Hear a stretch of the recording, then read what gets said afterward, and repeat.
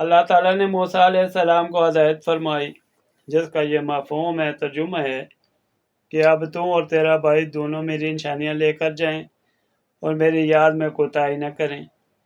ہاں، تم دونوں یعنی موسیٰ علیہ السلام اور ہارون اب چونکہ دونوں اکٹھے ہو گئے تھے اور مصر کے قریب وہی اعلیٰ نے انہیں دوبارہ مخاطب کیا تھا، فرعون کے پاس جاؤ، وہ سرکشی میں بہت بڑھ چکا ہے۔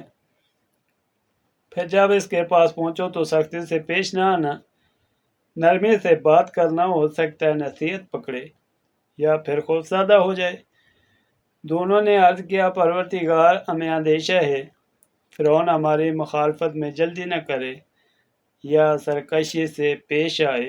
ارشاد ہوا کہ کچھ اندیشہ نہ کرو، میں تمہارے ساتھ ہوں، میں سب کچھ سنتا ہوں، سب کچھ دیکھتا ہوں۔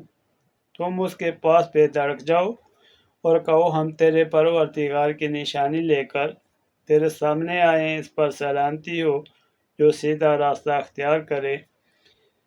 سورہ طٰہٰ 20واں پارہ، آیت نمبر 42 اور 47، جس کا یہ مفہوم ہے کہ ہم نے دی موسیٰ کو کتاب دی اور کر دیا ہم نے اس کے ساتھ اس کا بھائی ہارون کام میں ہاتھ بٹانے والا۔